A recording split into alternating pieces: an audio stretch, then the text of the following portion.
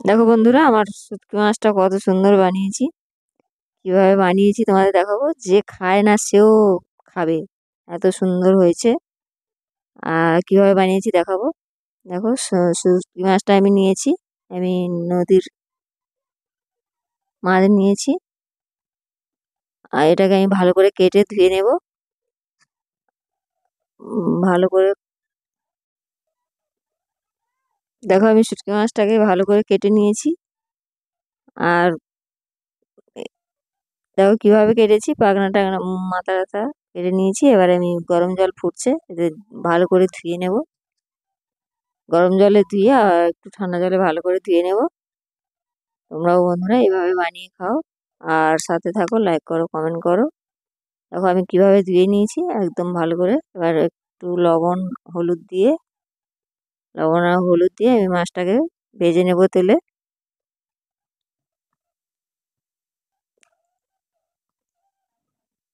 দেখো আমি কড়াইতে তেল গরম হয়ে গেছে, মাছটা দিয়ে দিয়েছি। এবার ভালো করে একটু লাল করে ভেজে নেব।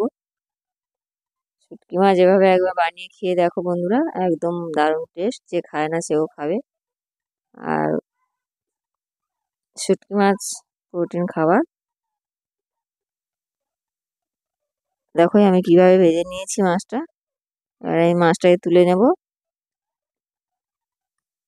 আবার আমি কড়াইতে তেল দিয়েছি, এবার পেঁয়াজ দিয়ে দিলাম। একটা পেঁয়াজ কেটেছি আমি। একটা পেঁয়াজ দিয়ে পেঁয়াজটাকে আমি একটু ভালো করে লাল করে ভেজে নেব।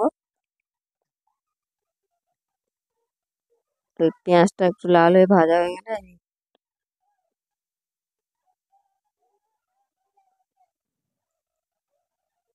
দেখো আমার পেঁয়াজটা কেমন করে ভাজা হয়েছে। পেঁয়াজটা দেখুন লাল হয়ে ভাজা হতে থাকছে। আমি একটা আলু কেটে নিই। দেখো আমি একটা আলু কেটে নিয়েছি।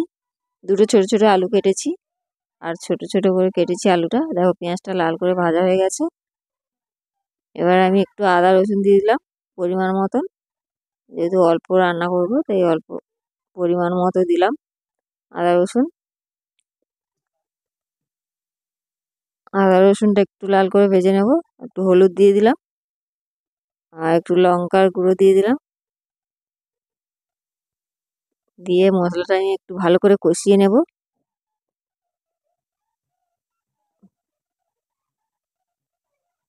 দেখো মশলাটা আমার কেমন কষানো হয়েছে। আমি 3টে কাঁচা লঙ্কা দিয়ে দিলাম একদম।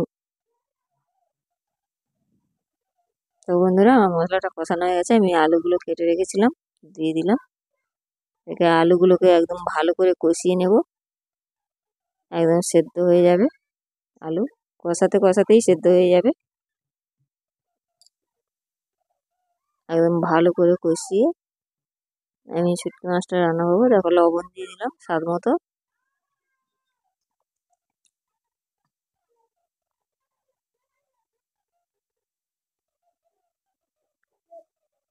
ভালো করে আমি একদম আলুটাকে কষিয়ে নেব।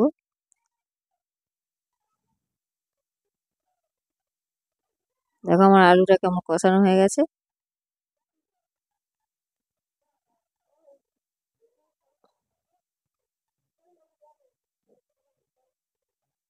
ভালো করে একদম ভাজা ভাজা করে কষিয়ে নিয়েছি। এবার মাছটাও এতে আমি দিয়ে দিলাম, দিয়ে একসাথে কষিয়ে নেবো একটু।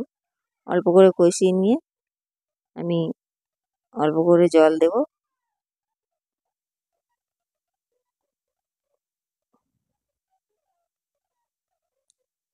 দেখো আমি কতটা জল দিয়েছি। একদম ভালো করে এটা সেদ্ধ হয়ে যাবে। আর তোমরাও এইভাবে বানিয়ে খাও। সাথে থাকো বন্ধুরা। আর আমার চ্যানেল সাবস্ক্রাইব করো, কমেন্ট করো, বানিয়ে খেয়ে কমেন্ট করো কেমন হয়েছে। দেখো আমি একটু জিরের গুঁড়ো আর গরম মশলার গুঁড়ো দিয়ে দিলাম। দেখো আমার তরকারি একদম রেডি। কত সুন্দর হয়ে গেছে। এভাবে একবার বানিয়ে খাও আর কমেন্ট করো আমাকে কেমন হয়েছে। সাথে থাকো বন্ধুরা, ভালো থাকো সবাই।